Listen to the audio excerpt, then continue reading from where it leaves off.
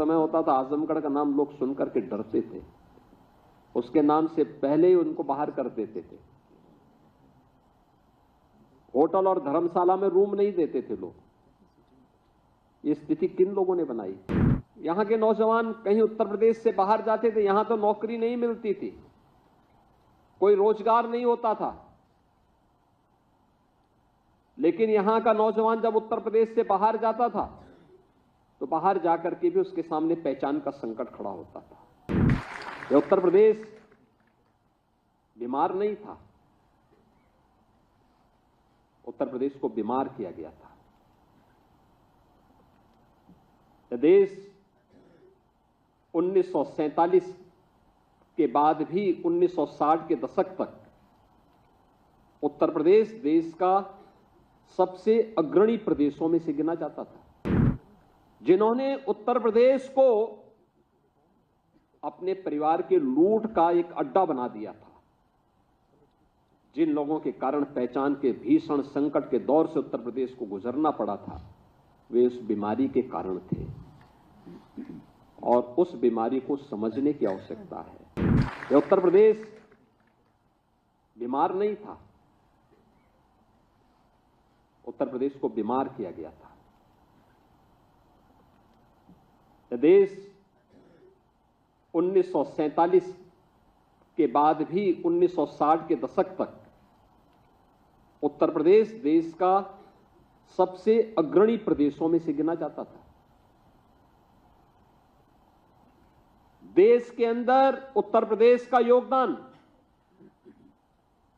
14% से अधिक माना जाता था। लेकिन 1960 के बाद से लगातार गिरावट जो आई,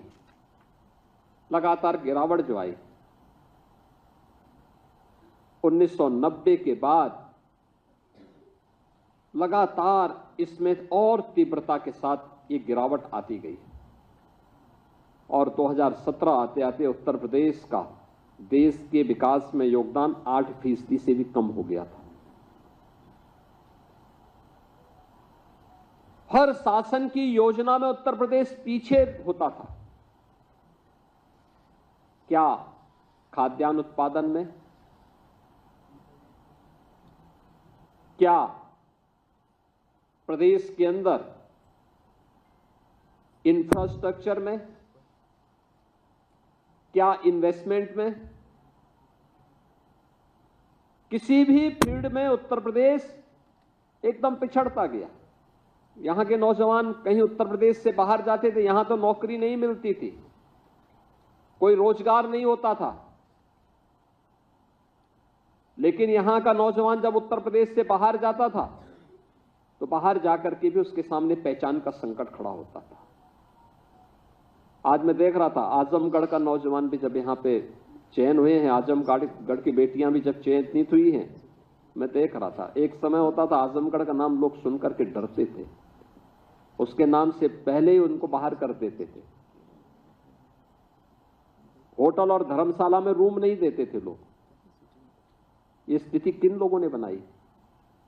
इन लोगों ने बनाई जिन लोगों ने प्रदेश को दंगों की आग में झोंक करके प्रदेश के सामने पहचान का एक संकट खड़ा किया था, जिन्होंने उत्तर प्रदेश को अपने परिवार के लूट का एक अड्डा बना दिया था, जिन लोगों के कारण पहचान के भीषण संकट के दौर से उत्तर प्रदेश को गुजरना पड़ा था, वे उस बीमारी के कारण थे और उस बीमारी को समझने की आवश्यकता है।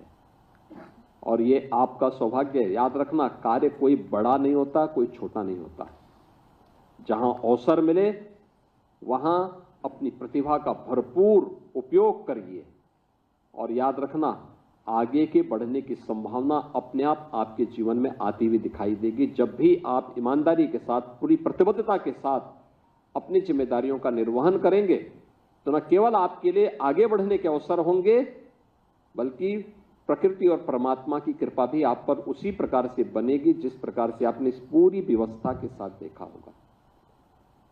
आज आप इस बात को कह सकते हैं कि चयन की प्रक्रिया में आपके साथ न भेदभाव हुआ है, तो आपको भी किसी के साथ कोई भेदभाव नहीं करना। 25 करोड़ जनता के लिए आपको सेवा का अवसर प्राप्त हो रहा है। और याद करना, ये मिशन रोजगार के साथ हम लोग नियुक्ति पत्र वितरण के कार्यक्रम को इसीलिए जुड़ते हैं क्योंकि प्रधानमंत्री जी इस बात को कहते हैं कि यह इस बात का संकेत होना चाहिए कि किसी के साथ अन्याय नहीं हुआ है, न होना है।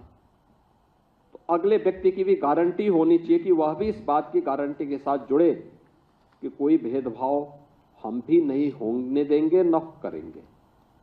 अगर यह जिम्मेदारी होगी तो हम न केवल अपनी सेवा के प्रति बल्कि अपने राष्ट्रीय कर्तव्यों का भी ईमानदारी पूर्वक निर्वहन कर रहे हैं। कोई अनुमान करता था उत्तर प्रदेश में बेटियों का चयन इतनी बड़ी मात्रा में एक साथ होगा, एक साथ वे चयनित होकर के शासन के व्यवस्था का हिस्सा बनेंगे। और आज ये केवल महिला और बाल विकास विभाग में नहीं, अब तो यह जीवन के प्रत्येक क्षेत्र में हो रहा है।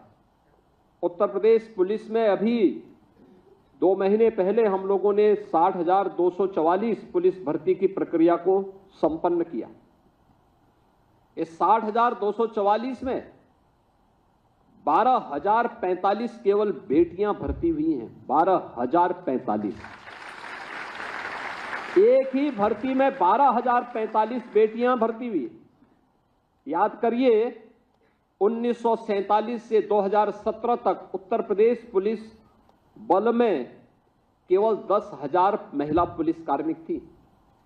और यहां पर हम लोग जो भर्ती कर रहे हैं, उस भर्ती में पिछले 8 वर्ष में हम लोगों ने 40,000 से अधिक बेटियों को केवल उत्तर प्रदेश पुलिस बल में भर्ती किया। 40,000 से अधिक। यानी ऐसा नहीं कि प्रतिभा की कमी उनमें पहले भी रही हो, लेकिन अवसर नहीं मिलता था।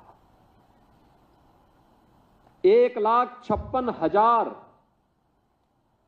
शिक्षकों की भर्ती अकेले बेसिक शिक्षा परिषद में हुई और 1,56,000 शिक्षकों की भर्ती में ज्यादातर बेटियां भर्ती हुई हैं, जो अपना योगदान आज प्रदेश के अंदर दे रही हैं, बेसिक शिक्षा के उन्नयन के लिए कर रही हैं। सरकार ने भी इन 8 वर्षों में प्रयास किया है। आंगनवाड़ी केंद्रों के लिए, बेसिक शिक्षा परिषद के लिए। अभी आपने देखा होगा, विपक्ष के पास कोई मुद्दा होता नहीं, हर एक उसको मुद्दा बनाने का प्रयास करते हैं। एक नकारात्मक दृष्टिकोण है।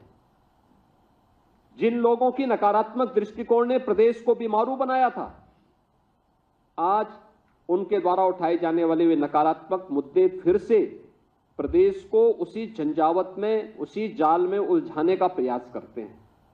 जब हम लोगों ने कहा कि प्रदेश के अंदर जर्जर विद्यालयों को शिफ्ट करना चाहिए, क्योंकि आपने देखा होगा एक राज्य में एक जर्जर विद्यालय भवन गिर गया, अनेक बच्चे उस जर्जर भवन के नीचे दब करके मर गए, दर्जनों बच्चे घायल हो गए।